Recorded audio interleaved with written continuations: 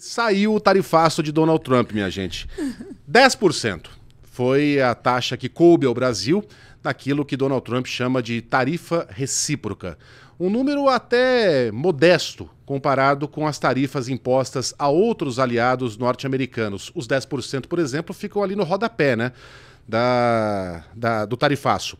Estamos empatando, por exemplo, com a Grã-Bretanha, que talvez seja o maior aliado dos Estados Unidos em todo o mundo. Antes da gente conversar sobre o tarifaço, a gente vai para uma fala do presidente americano. Ele fez um longo discurso agora, entre 5 e 10 da tarde, quase 6 horas da tarde, aqui pelo horário de Brasília, no Jardim das Rosas da Casa Branca. Foi o chamado discurso de improviso, onde Donald Trump parecia não ter descido do palanque, né? Fez ali os seus ataques, mais de um, a Joe Biden, que é chamado pelo atual presidente de Joe Dorminhoco, fez algumas deferências a líderes importantes como Xi Jinping, que Donald Trump disse ser um homem respeitável, talvez amaciando com a outra mão o rosto que levou também o tapa do tarifaço, embora talvez a quarta-feira tenha sido um dia bastante feliz para a China, e a gente vai abordar também esse aspecto do anúncio de Donald Trump. Antes, o presidente americano sobre o Brasil.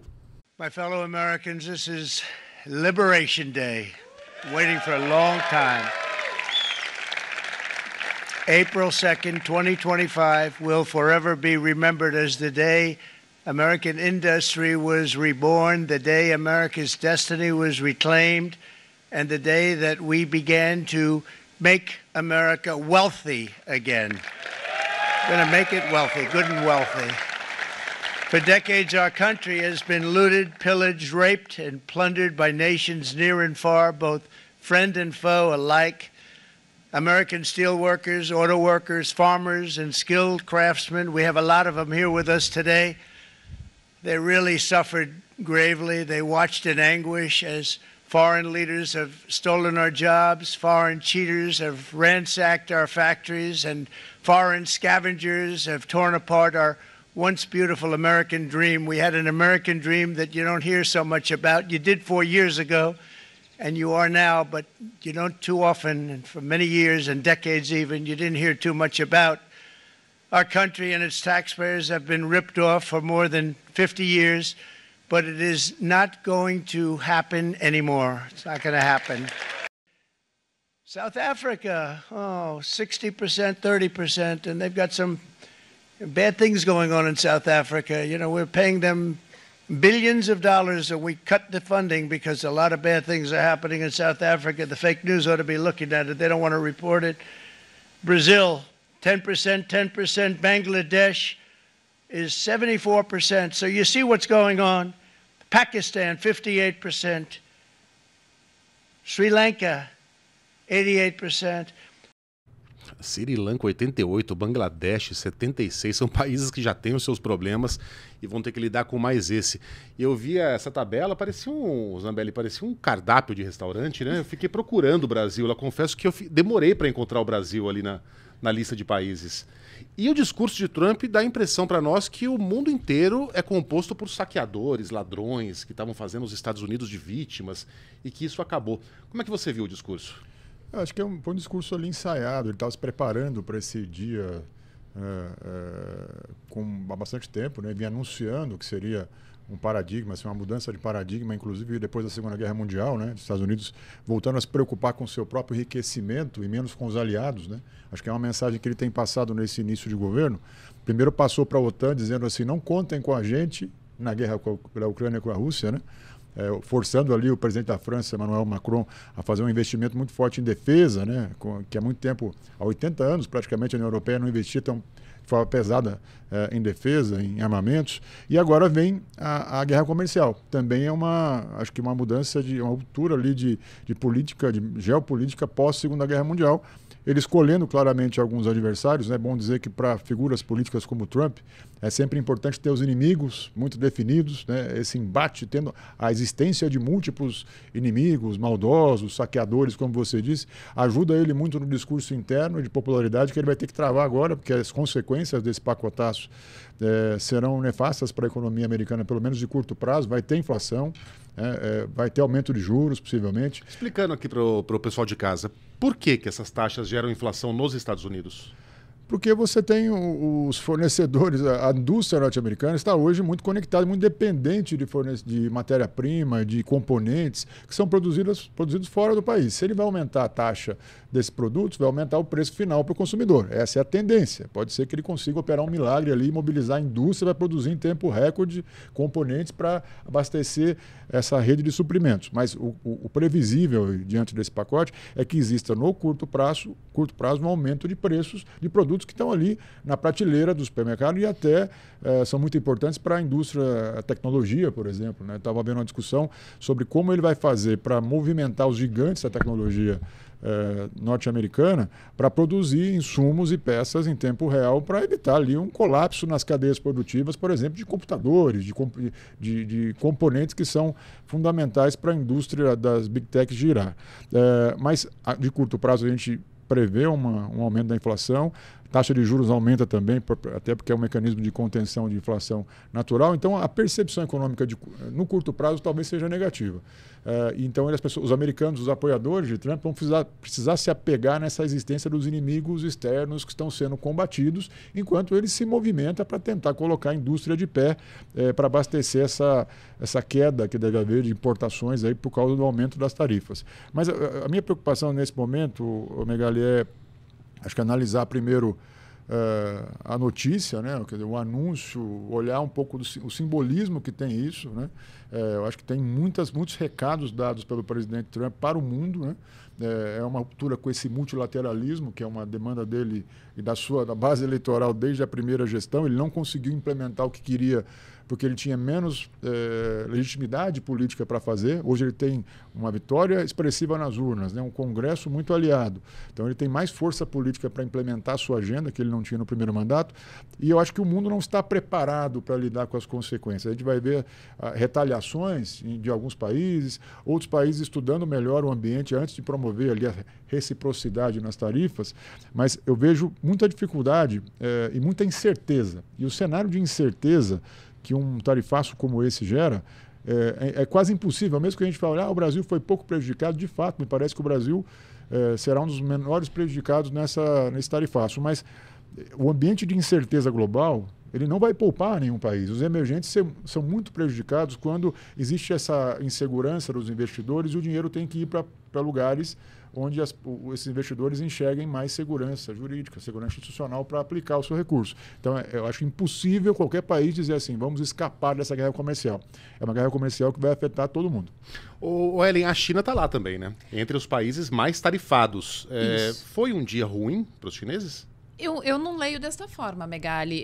Não leio que foi um dia ruim. Primeiro porque, assim, a tarifa para a China ela está ali, mas anteriormente já havia sido anunciado taxação para a China e isso não implicou, por exemplo, numa redução significativa de importação de produtos chineses para os Estados Unidos. Por outro lado, essa ação do Trump coloca a China como um player global estável. Quer dizer, um mundo que sempre teve ali princípios comuns, né? União Europeia, Estados Unidos, uma questão de defender democracias, liberalismo, e aí a China, nesse contexto, era lá o seu antagonista. Agora você começa a relativizar isso, porque a China parece se colocar como um player mais estável no mundo. Então, de certa forma, é um dia que gera bastante ruído nos mercados, concordo com o que o Fábio colocou aqui para a gente, né? Hoje a gente está diante de um cenário que pode gerar uma recessão global, mas para a China, especialmente, acho que é um Happy China's Day, assim, praticamente o que está acontecendo hoje. E só acrescentando aqui na explicação do Fábio, acho que é uma coisa que é bem ilustrativa. Antes desse tarifaço de hoje, já tinha sido anunciado, por exemplo, aqueles 25% para o aço, né, para a nossa siderurgia brasileira. Né? O Brasil exporta para os Estados Unidos, o segundo maior fornecedor de aço para os Estados Unidos. Os Estados Unidos fabrica por ano 90 milhões de toneladas de aço. Fabrica 90 milhões. Mas consome entre 90 e 200 milhões. Né? Para você fazer uma indústria siderúrgica, leva de 3 a 7 anos para você fazer uma indústria siderúrgica. Então, não vale a pena você ter uma indústria siderúrgica local. Não vale a pena você começar do zero uma cadeia. Porque varia o número do consumo, varia a necessidade de importação E é muito tempo para você começar. Então, quando o Fábio diz vai ter inflação e vai ter recessão, é por isso. Porque a promessa de fazer esse tarifaço para que você superaqueça a economia interna, ela não é viável, ela não é real. Agora, do ponto de vista americano, para os dois, pode funcionar? Hoje a gente vai ter inflação sendo gerada, o Trump vai contar com o discurso, com o gogó, com a paciência, com o discurso ideológico. Isso pode, de fato, trazer as empresas de volta aos Estados Unidos? Vocês acreditam que Detroit vai renascer? Hoje ele falou muito de Michigan, né? Vocês vão ver o milagre que vai acontecer, os empregos vão voltar, a indústria vai florescer, é um novo dia. Com o tempo, vai valer a pena você montar um parque industrial nos Estados Unidos, enfrentar os impostos americanos, enfrentar as leis trabalhistas americanas para poder fugir das taxas do Trump? Eu vejo assim, sou um pouco cético. Acho que esse tipo de medida ele vai ter dois momentos. Primeiro, parece um pouquinho aquele pacote que o Milei anunciou na Argentina quando ele assumiu. Né? Ele disse assim, vai piorar bastante antes de melhorar. Então eu vejo assim, não tem como passar direto para melhora. Vai passar por um momento difícil, inclusive que ele vai ter que administrar os índices de popularidade dele que já estão decrescentes. Se a gente for olhar desde a posse, já teve uma ligeira queda de popularidade. Se vai ter inflação, não acredito que o americano desse médio, ele dê esse voto de confiança esperando que no futuro vai melhorar. Então, resta saber se o presidente vai ter vitalidade política para resistir a esse vale, esse período de queda de popularidade com a inflação em alta e condições econômicas adversas, e nesse meio tempo operar com os grandes players, porque é um discurso de hoje, me lembrou um pouquinho aquela época dos campeões nacionais que a gente tinha aqui no Brasil, né? É quase que uma convocação para os grandes operadores, grandes players da economia americana, que é uma economia muito pujante, é bom lembrar. Eu não duvido nada que possa acontecer da economia americana, porque de fato eles têm uma capacidade é um mercado gigantesco, tem uma capacidade de desenvolvimento de tecnologias, de resposta às guerras comerciais que a gente não pode subestimar, mas eu acho improvável que o tempo jogue a favor do presidente, porque ele vai precisar dar resultado rápido.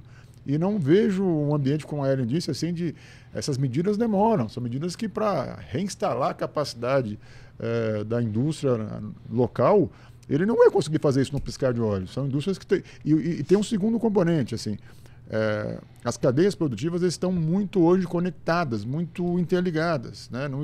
Não dá para você... Nós estamos falando num momento em que tem uma volatilidade alta na economia, mas também tem uma integração das economias. Os mercados estão muito integrados.